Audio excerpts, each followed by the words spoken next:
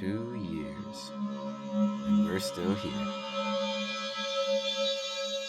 Lofi Poli Sci podcast coming at you. Michael Pickering here, talking about our famous question: what's going on in the world today? And we got a full lineup for you peeps. We got that Lo-Fi Global for you. We got that Metro weather for you. We got that weekend box office. Some connected the dots, the music, the trivia, the story time. So sit back for the next little bit and just breathe. Let's go with that Lo-Fi Global, the news fresh off that press. First up, let's travel to Tanzania in Southeast Africa, where there's a lot of talk about the first female president, President Samia, talking to two leading opposition figures. And we talked about President Samia coming to power last year when the former president died, and how the direction of the country at that moment was pretty authoritarian, to say the least, but how the possibility for change was in the air. Now it seems slowly that change has started to materialize in Tanzania, and there's a lot of hope, especially since the president is meeting with these opposition figures who, one is just getting out of jail for politically motivated charges, and the other is still outside the country in exile. You know, the fact that this meeting is taking place is a good sign. The fact that political openness seems to be on the horizon, and perhaps even true multi-party elections, free and fair, could be a reality. Well, this is all good news indeed for Tanzania. And while we could and probably should say that there is still a ways to go to see how this all turns out, yeah, we probably should say that. But after 1 year in power, I'm really excited to see what President Samia does with her second year in power. We'll keep an eye on things for sure and let you know what we hear, people. Now, let's head over to East Timor to talk more presidential news. And if you're unsure where East Timor is, also known as Timor-Leste, it's an island nation to the northwest of Australia, and formerly part of Indonesia until it won its independence around 2002. It is one of the youngest countries in the world. So Timor-Leste just had presidential elections, and two main candidates are thought to be the forerunners, the former president and the incumbent president. And all the voting is done. And on Saturday, they started counting the votes, and they should be done by Thursday to announce who's the new president. This election here, and those right before it, and those coming up soon, are incredibly important for Timor-Leste. As such a new country, only 20 years old, these first few presidents are shaping the political norms and traditions for the country's presidency, potentially forever. How these elections go and how these candidates and presidents act leave a legacy for all candidates and presidents afterwards. They shape what the country's electoral process and executive branch look like and act like. I'm very interested to see who wins this one, people. And a side note to you, I was looking at pictures from different stories on this one, and one caught my eye. It was a picture of people loading ballot boxes onto a truck to be delivered from the polling station to the election office for official counting. You know, blue boxes, crates, Tupperware, whatever you want to call them. But what it automatically made me think of: elections. They are carried out in very different ways across the planet. And the way people vote, very, very different. Just an interesting little side note for you out there. All right. Let's switch gears a bit with this next one and check out what's going down in a non-election needed presidential story in Turkmenistan. And a bit of geography for you out there. Turkmenistan borders and is north of Iran and Afghanistan out in Central Asia. Now you know. So the story. The son of the former president who just left power and was in power since 2006. Well, that guy's son won a presidential election with 73% of the vote and is now the new president of Turkmenistan. Now, a few things here for you, Lo-Fi listeners, because I know Turkmenistan is one of those lesser-known countries if you're from Europe or the US or the West in general, but it would appear that 73%, it's a good win. You know, it's solid. Not like 99% that is obviously bullshit, and not a 51% where, you might be suspect of it. 73% looks legit. But when you dig a little deeper, and you throw onto that his pappy was president for 18 years, and Turkmenistan is a former Soviet Union state that never really democratized, you start to wonder, And then you take a quick glance over to Freedom House to see just how democratic those elections are, and how democratic Turkmenistan just may be altogether. And let me just go ahead and quote Freedom House right here. Begin quote. Turkmenistan is a repressive authoritarian state where political rights and civil liberties are almost completely denied in practice. Elections are tightly controlled, ensuring nearly unanimous victories for the president and his supporters. The economy is dominated by the state. Religious groups are persecuted, and political dissent is not tolerated. End quote. Mic drop. They have a freedom score of 2 out of 100. Just for reference, North Korea has a 3 out of 100. North Korea has 1 point more of freedom than Turkmenistan. Now you tell me, what do you think about that 73% victory now? Question mark? Write in, I'm curious your thoughts. Next up, out in South Korea, a new president is elected and will take office in May. And South Korea, as a point of reference for you, is just east of Japan and has an 83 out of 100 freedom score, which, if you remember, is the same score as that country north of Mexico and south of Canada. Now you know. Well, that was a tight race. I mean, tight race. The new president won with 48.56% against the second place candidate who had 47.83%. I mean, just under a 1% difference, and he got the presidency. And in case you're wondering, no, South Korea does not have an electoral college that gave him the presidency without winning the popular vote. South Korea simply has what's known as a one-round plurality vote presidential election system, meaning whoever has the most votes wins, period. And they only get one term of 5 years, and so you can't run for re-election in South Korea. But anyway, so he wins. But he's quickly in democracy news, not for that, but for a campaign promise he made that he may actually try to put into effect. He campaigned on closing one of South Korea's ministry offices. And, just to give you some idea, think of a U.S. Department of something or other. That's what we're talking about. But a government ministry. And which government ministry do you think he wants to close? I'll give you a 5 count to guess. And 5, 4, 3, 2, 1.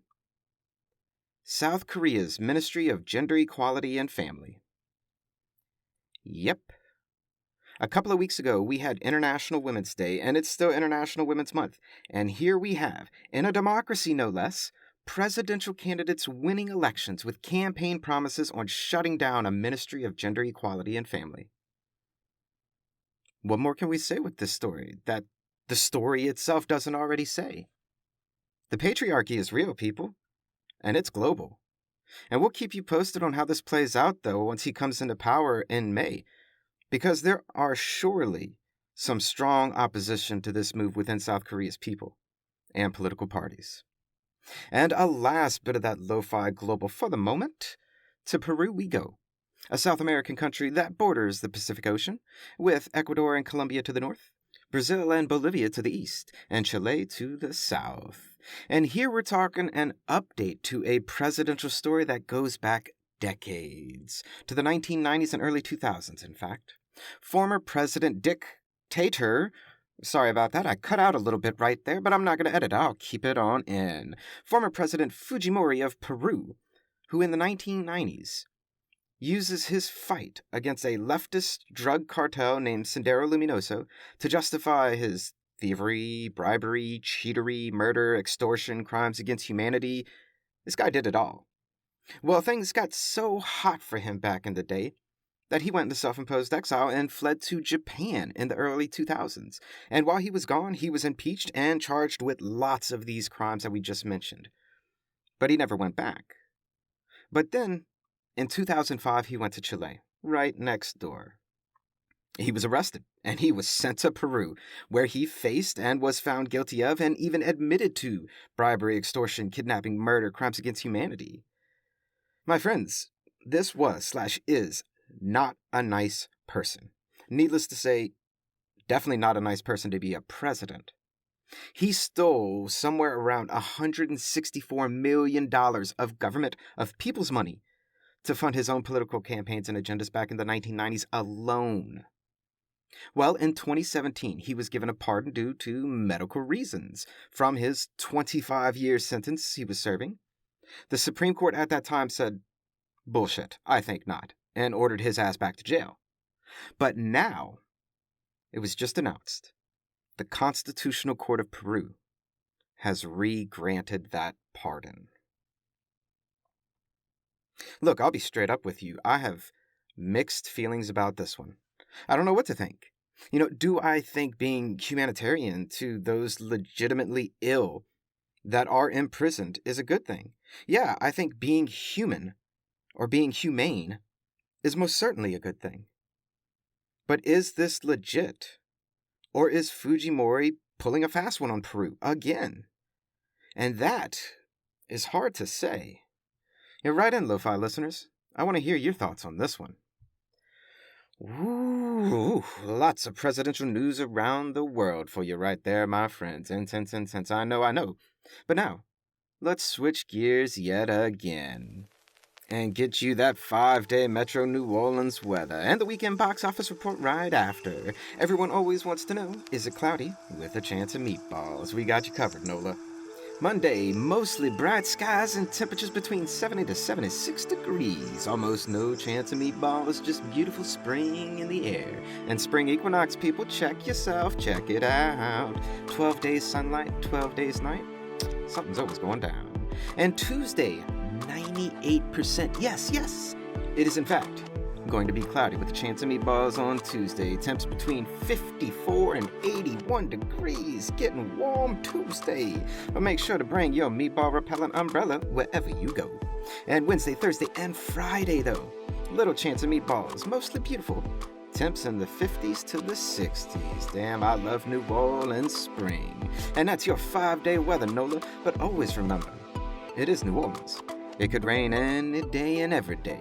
Don't forget to look outside before you walk outside. That's what I like to say. Now, how about that weekend box office report?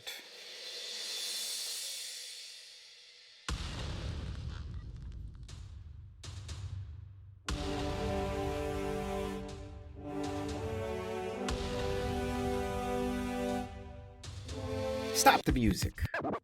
Has Batman outperformed Spider-Man at the box office, ? Let's find out. What did people check out in cinemas this weekend? Coming in at number 5 is Dog with 4 million in ticket sales. Number 4, X with 4.4 million at the box office. Number 3, Uncharted at 8 million in sales. Number 2, Jujutsu Kaisen the movie with 14.8 million. Sorry for the pronunciation, people. Come at me. Number 1, The Batman, with $36 million in the box office, and a worldwide total of $598 million. So damn, Batman is raking in the money. Will it catch Spider-Man's $1.8 billion, though? ? Who knows? Only another $1.2 billion to go, and Batman wins. Though, Spider-Man was still number 6 at the box office this weekend with another $3 million. And did you check out a movie this weekend? What'd you go see? How was it? Record a quick review, send it on in, we'll play it on air. And did you go see The Batman? Any thoughts on that? Or did you stay home and study? We stayed home too. All right, enough. Cue the music. It's time for that deep dive in Connecting the Dots. Connecting the Dots, we go into that one global news story and dig into the heart of it all, and then let you know why it all matters. Today, we're talking about presidents around the world. Couldn't help it. Couldn't avoid it. There's so much going on, so many of them, so many. Let's talk about it, but at that macro global level, But let's start off with a brief background to set up our conversation to inform us about what's really going on in the world today. First off, when I talk about presidents here in this story, in many ways I just mean world leaders in general. Presidents are just one kind of world leader. You have monarchs, kings, and queens, and supreme leaders, chancellors, prime ministers, chairpersons, presidents, all different names, usually denoting either the way that they come to power or the power that they hold. But presidents are unique in that, generally speaking, they come to power via elections, nationwide elections. Though if they're free and fair, well, that's not the point here.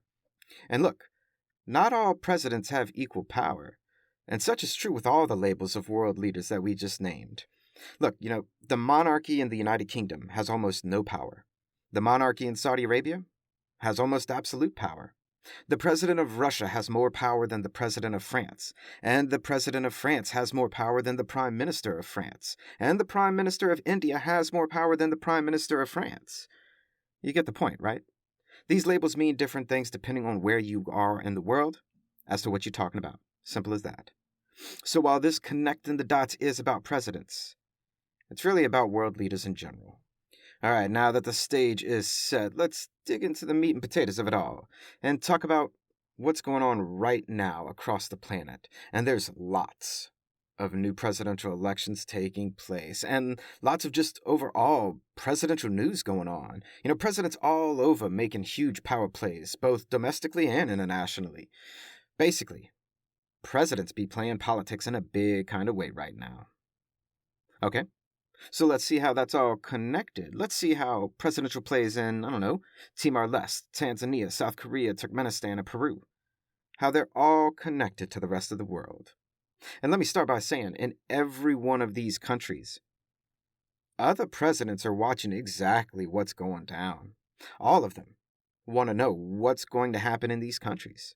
Because you see, presidents, well, they get ideas from other presidents around the planet. They get political advice, tips, tidbits, examples of power plays to be had, and ways to manipulate people in which they had not thought previously possible. Watching global presidential power plays is a good litmus test for domestic presidents to see what they can get away with at home and what they can't. And that goes for both at home and on the international scene.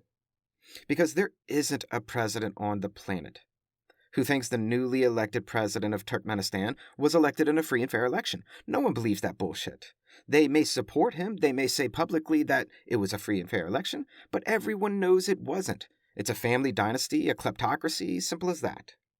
But you see, if the international community doesn't do anything about it, and the people of Turkmenistan don't do anything about it, and the world keeps spinning, then presidents everywhere know they can do it too. Point of fact, too, likely this may sound familiar with our conversation about military coups and militaries around the world, and that's because it's along the same lines. If the former president of Peru, for example, can commit crimes against the humanity, plead guilty to as much, and then claim to be medically ill and needs to be released from prison, and then is released from prison, and no one does anything about it, both at home or around the world, then all presidents know that they can do this. If a president in South Korea can get elected and shut down a government ministry of gender inequality and family, in a democracy no less, then presidents everywhere know they can do the same. Presidents create precedent. They create the first case, which gives others a platform to stand on. And presidents around the world make their moves. And presidents around the world are watching. Are you? Now, we ain't your grandpappy's Fox nor your sister CNN. We be Lofi Poli Sci, which means we bring that political science perspective to what's going on in the world today, and we talk about what's going on in the world tomorrow. Political science is about predictions, so let's make some and see just where this story may go moving forward. And look, I'll be real with you. The world is watching Russia and Ukraine right now, and what those two presidents are doing at this very moment and time. And that plays into this too, because what they do signals to other presidents as well as to some possibilities for what those other presidents may do and the ramifications of doing those things. And straight up, looking how the world has been going. Looking at Freedom House's 15 years straight decline in global freedoms and civil liberties and civil rights across all types of countries around the planet. More and more presidents are becoming assholes. The trend isn't good, people. And for 15 years, well, you already know. But with all that being said, right about now, you just may be wondering, so what? This is worlds away from me. Why should we even care? Our democracy is rock solid enough. We're good. And the quick answer I'll always give you first. I cannot, nor will I ever, tell you what to care about. What you care about's your business, and people are diverse and different. Instead, what I'll do is tell you why this story matters to me. You see, to say I care about people, it's not a cliche. It's not even an understatement. It's a fact. I know people from all over the world. Literally, not figuratively. I have friends, students, former students, family, people from all over every corner of this planet that I know.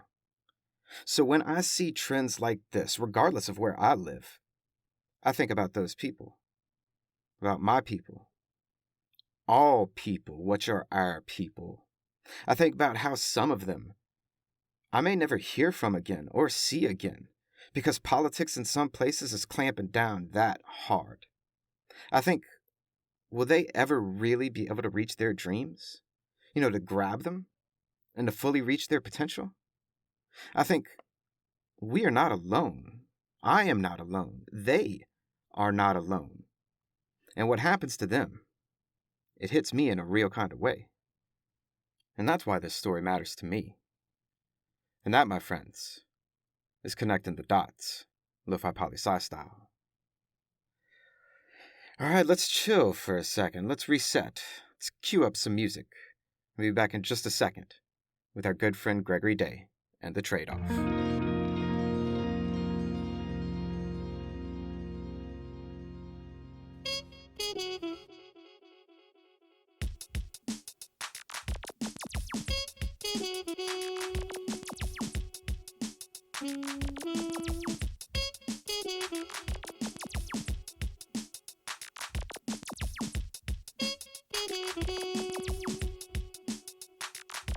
Gregory Day of Hipsville AD joining the show with us. How are you doing, my friend? Oh, I'm doing fantastic, man. Enjoying this almost spring day we got going on here in Texas.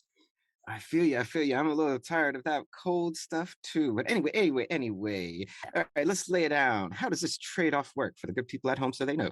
Yeah, the trade-off is our segment where we swap music and hopefully turn each other on to something really cool or maybe that we've never been exposed to. So every week we switch songs and reflect on them. That's it. All right, do you want to go first or second? Yeah, I'll go first. Yeah, it seems to be in the long-standing order of this segment.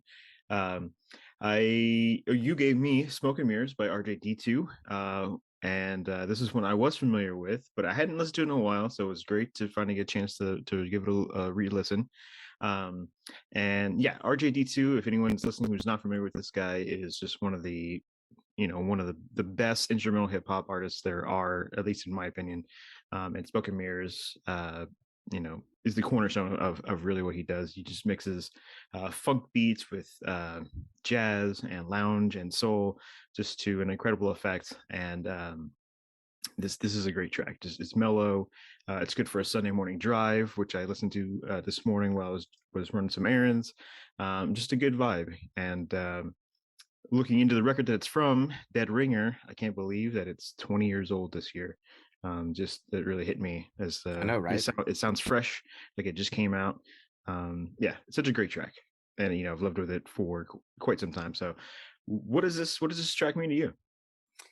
Oh, so much, so much. So I also want to give a shout out. So I think you did a good job like introducing RJD2. And like you said, this was from his first release album back in 2002. But this song, Smoke and Mirrors, is a remix from Marion Black's Who Knows, which came out in 1970. Mm. And I even want to give that song some shout out and some love too, because it's such a great bluesy, soul-y kind of song. And I love it so much. And a lot of times, I'm not necessarily the biggest fan of remixes. I mean, there's a lot of good ones, Hmm. but whenever you have such a great original track, like Who Knows from 1970, and then RJD2 comes in 2002, over 32 years later, and creates this amazing new age kind of sound to it with, they have this dramatic introduction with the bass and the synthesizers and the keyboard. And for the first 50 seconds, it's just the music and it's just chill and it's slow and it gets the mood.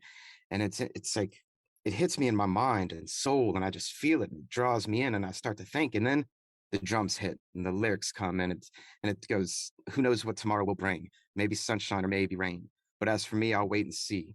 Maybe it'll bring my love to me. Who knows? And that, I mean, I just love. And RJD2 takes that directly from Marion Black's 1970. Like it's the exact thing. He doesn't cut up or mix up any of the lyrics right there. And it's just amazing to me to actually think that, sunshine or rain, you never know what the day's going to be like. But Hmm. that doesn't mean you can't hope for something great. And as Marion says, maybe it'll bring his love to him. And it just, I don't know, over the past year or so, this one came back to me because I even remember going to an RJD2 show, or at least I remember some of the show. But it was an amazing show. And throughout all this time, and like you said, I had kind of forgotten about RJD2 for a while. You start listening to a lot of newer music and stuff. But last year, this one came back to me. And a pretty upsy downsy kind of time in my life. And it just reminded me, it's like, who knows what tomorrow will bring? Maybe sunshine, maybe rain, but maybe, just maybe, it'll bring my love to me. And I think those are words that all of us have sung in some shape or form before. And so I just wanted to talk about it. Yeah, I think it's interesting too because it's very a hopeful song, but the title is almost misleading as if it's about self deception maybe. Um, but maybe it's the world that brings smoke and mirrors to people, and tries to kill that hope. And Yeah, it's an interesting, or maybe a great juxtaposition of like the title versus what the message of the song is. Yeah, I think so. And like smoke and mirrors is a phrase that I use quite a bit in my life, actually.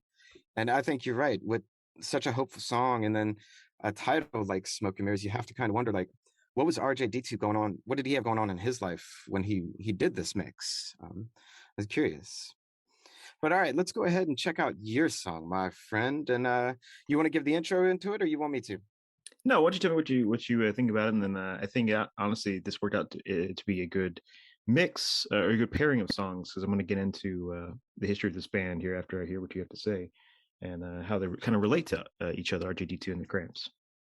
That is interesting. And for people listening, so we don't know each other's songs before we tell each other on air, like before we talk about it. So like I had no idea he was going to choose this song, and he had no idea I was going to choose Smoke and Mirrors. And it ended up being the two songs who got paired together.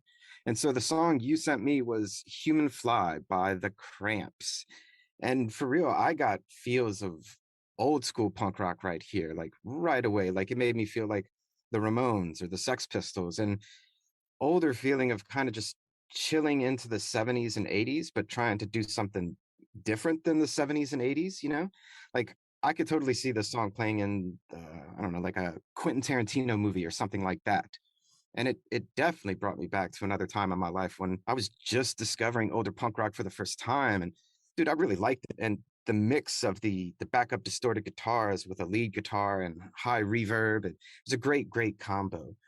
But I'm really curious, and I totally didn't look it up because I wanted to hear it from you.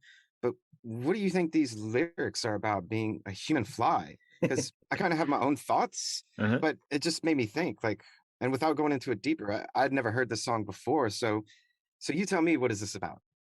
Yeah, I think it's about a few things. Mainly, so to kind of give you context of what this band is, the Cramps were definitely a part of that original scene of punk rock that blew up in New York in '77.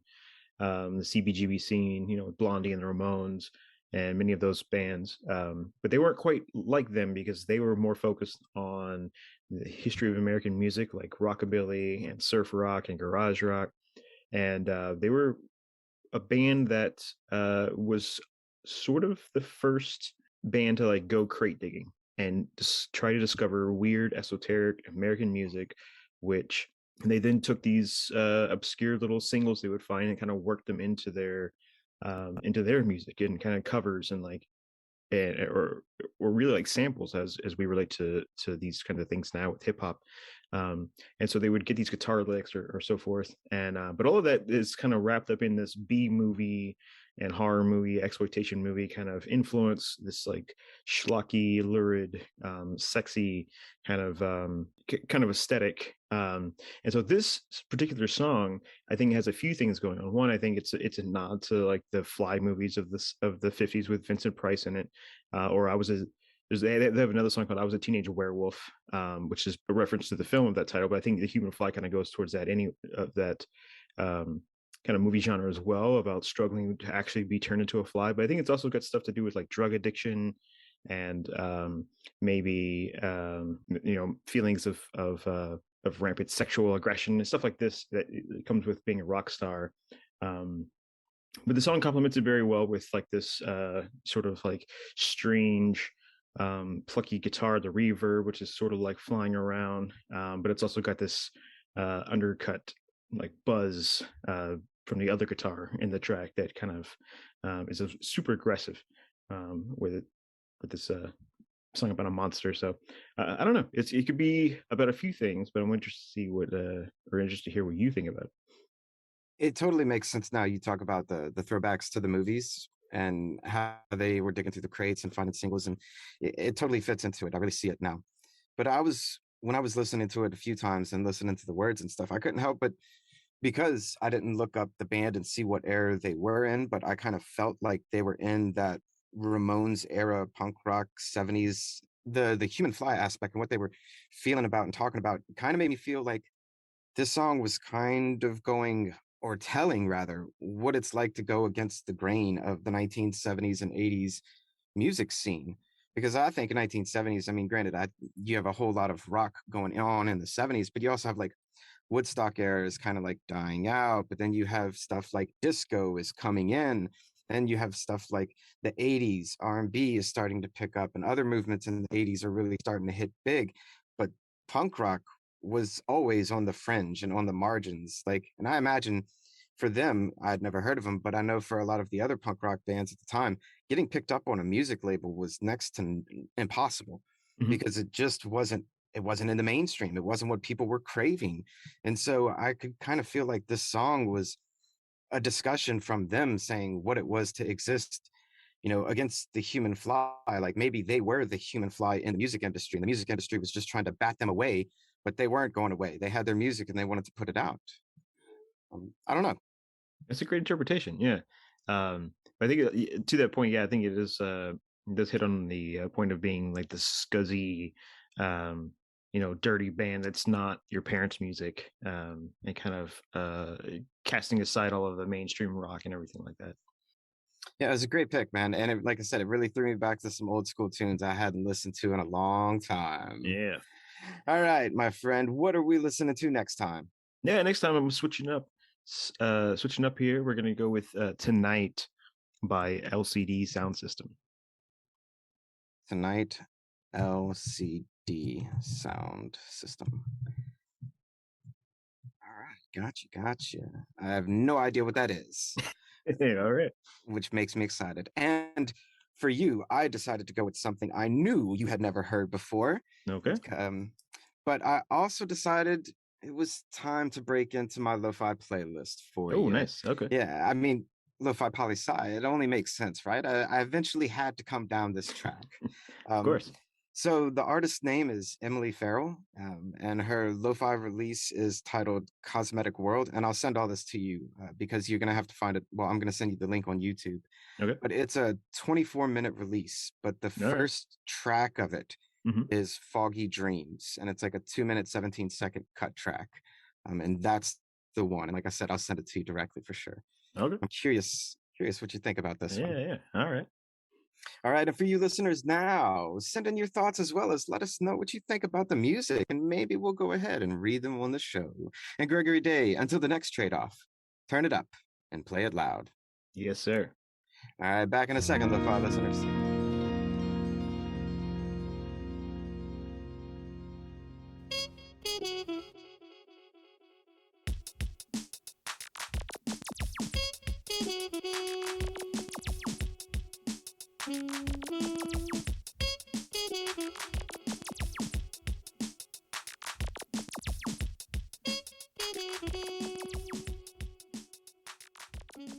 Oh, yeah, I love those tunes. And big thanks to Gregory Day of Hipsville AD for coming back talking music with us. But now, it's time for that Lo-Fi Global Trivia. We'll be coming at you with 5 fast-paced global trivia questions and give you 5 seconds to think of an answer. And today, we got some happy trivia for you. Our very first list ever done on Lofi Poli Sci 2 years ago was the happiest countries of the world. And you may have recently seen in the news the World Happiness Report 2022 is out. We'll do that top 10 list soon enough. But today's trivia is all about the actual World Happiness Report, to see just what you know about it all. And question number 1. Who makes the World Happiness Report? And 5, 4, 3, 2, 1. The United Nations Sustainable Development Solutions Network, and they really need an abbreviation for that. Question number 2. How do you know which country is the happiest? And 5, 4, 3, 2, 1. Survey says... You ask people, what survey? Simple as that. Question number 3. Is the United States the happiest place on Earth? And 5, 4, 3. Hell, you already know the answers. No, you don't need a 5 count for that. Question number 4. What country is the happiest country on Earth 2022? And 5, 4, 3, 2, 1. Oh, coming to a top 10 list near you soon. I'm not telling you today, but I think you can already guess the region. And a last one, question number 5. Does this World Happiness Report really matter? And 5, 4, 3, 2, 1. Yeah, it does. Because what's life without being happy? You know, the merit of the methodology, well, that's an entirely different conversation. But happiness? Oh, that most certainly matters. And that's Lo-Fi Global Trivia for the week. Write in, let us know what you got right, or even better, write in, let us know what we got wrong. Maybe the U.S. is the happiest place on Earth, question mark. We may even read your messages on air. But let's take a quick break and listen to some tunes. A little Lofi Poli Sci OG mix, that luscious lunar lo-fi. Back in a minute, people gotta hydrate.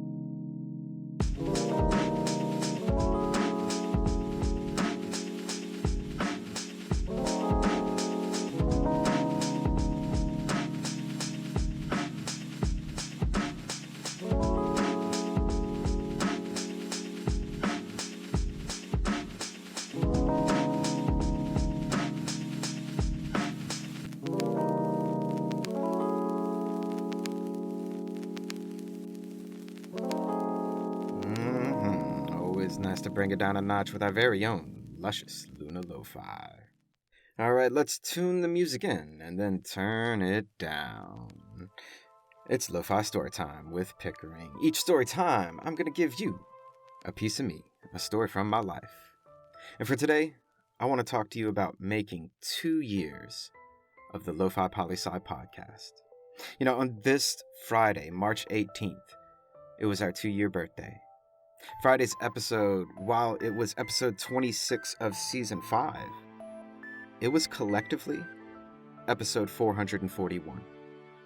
And for 5 seasons and 442 episodes now, we've kept this thing going.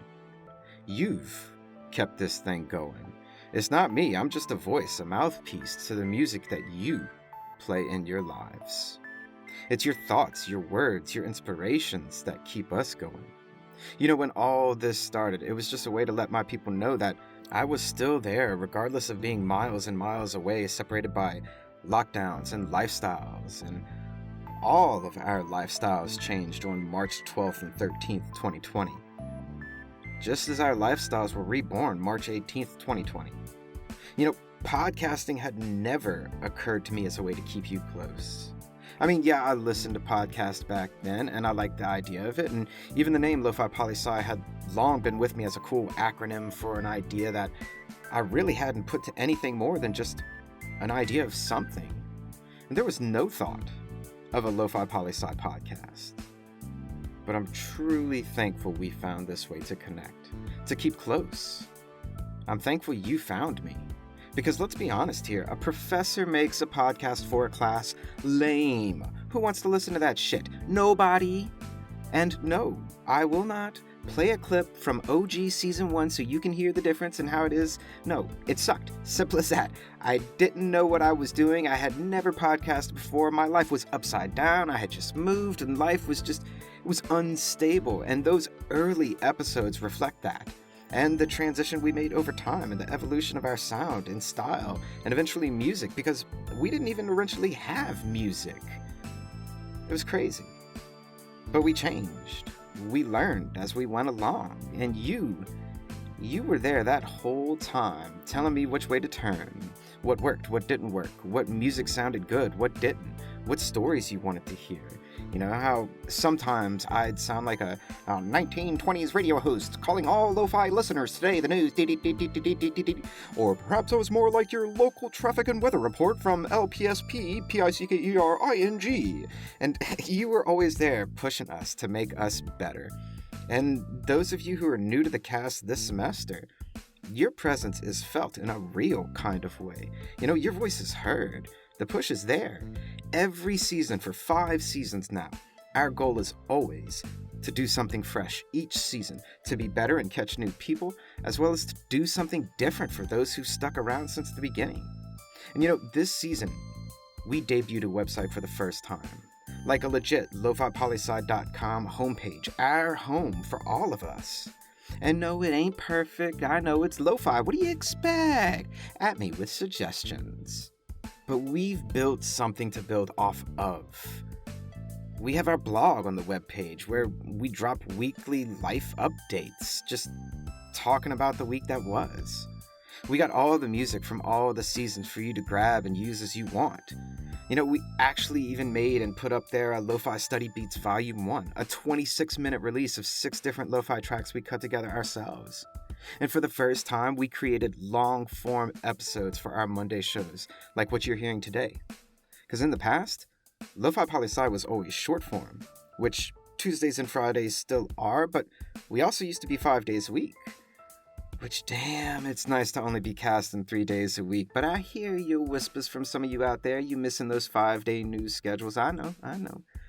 But even I gotta breathe sometimes. There it is. Now we go. We even did a prototype, and yes, I say prototype to make it sound cooler than it really is. I know, but a prototype of a Lofi Poli Sci button or pen. You know, just to see what it would look like, which we may just be making a whole bunch more of soon. And Letters of the Lofi Poli Sci, also published on lofipolisci.com homepage, just made 1 year. And writing with you letters peeps, feeling your words, it's been one of the most beautiful and amazing experiences of the past year, simple as that. And just so you know, others out there feel your words too.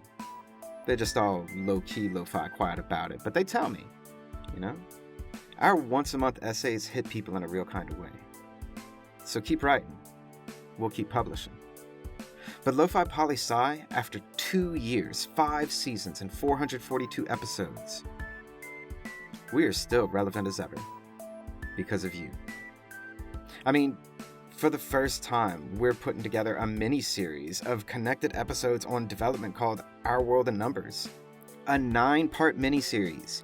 If you would have asked me about that 2 years ago, I would have said, what? If you would have asked me 2 years ago, do I think Professor's podcasting would be a viable option to reach anyone? I would have said, what? If you would have asked me 2 years ago that I would ever grow to be as close to you as I am, as I'm continuing to become, there's no way I would have guessed things would play out the way that they have. And you listening to my voice right now, you have changed my life. and you're continuing to do so. And for that, thank you. But what's next on the Lofi Poli Sci podcast agenda? ? Well, I can't give you too many spoilers, but there are some big question marks out there in the verse at the moment. I just can't quite yet talk about them, but hopefully soon. But the immediate one that I can is queuing up to do a second live show.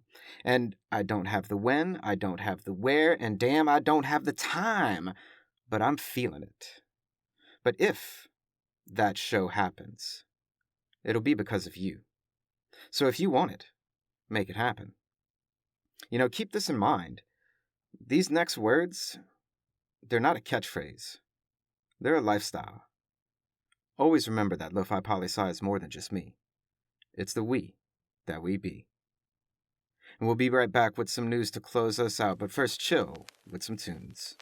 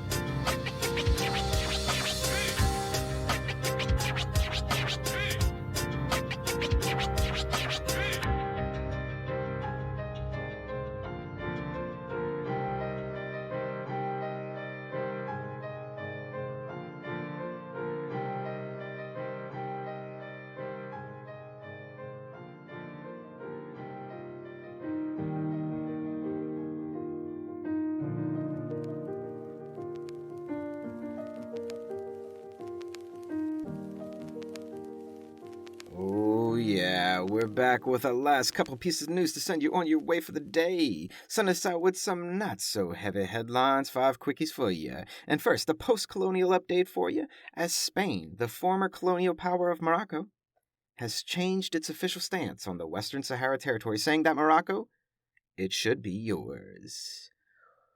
Oh, I imagine while this sits well with Morocco, this most certainly does not sit well with Western Saharan people, so we will keep our ears to the ground for this one, people. We'll let you know what's up. And Brazil versus social media, 'cause go figure, a judge says, let's ban Telegram. And if you don't know out there what Telegram is, it's an internationally used messaging app that lots of people around the globe use to spread citizen journalism in places where it's otherwise hard to know what's really going down. And this is all because, apparently, Telegram has been ignoring court orders from Brazil to ban certain people doing false information or providing information to authorities, and to name representatives in Brazil. I'll keep you updated with this one because Telegram, that's a big deal. And Australia, oh, they're suing Facebook. What? What, Australia? What are you doing? Taking on Meta like that? Yes, indeed. Get you some of that Facebook money. Or will you? And of course, you lo-fi listeners out there are already asking, what did Facebook do this time? Australia is alleging that Facebook allows scam ads with fake celebrity endorsements on their platforms that steals people money in Australia. Who, Facebook, please say it isn't so. They so nice over there, aren't they? And in South Africa, the president curses in parliament. Yeah, a simple thing, not a big deal. Or is it? A simple question to you, lo-fi listeners out there. Should your president curse? Yes or no? Write in, I'm curious your thoughts. And a last piece of news to send you on your way to the week. The United States Senate voted and passed along bipartisan line agreements and sent a bill to the House of Representatives to end the nonsense bullshit of changing our damn clocks twice a year. Oh my goodness, I'm so excited about this. Please stop the clock changing. I lost an hour of my sleep last week, and I still have not found it. Help the effort, people.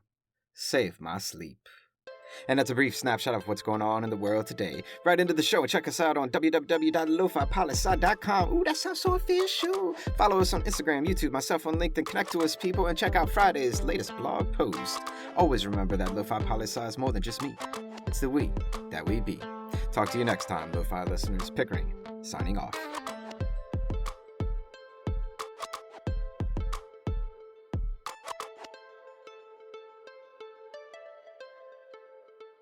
A little behind the scenes for all you that stuck around. I really can't say thank you enough for 2 years, people. You've changed me forever. Much love.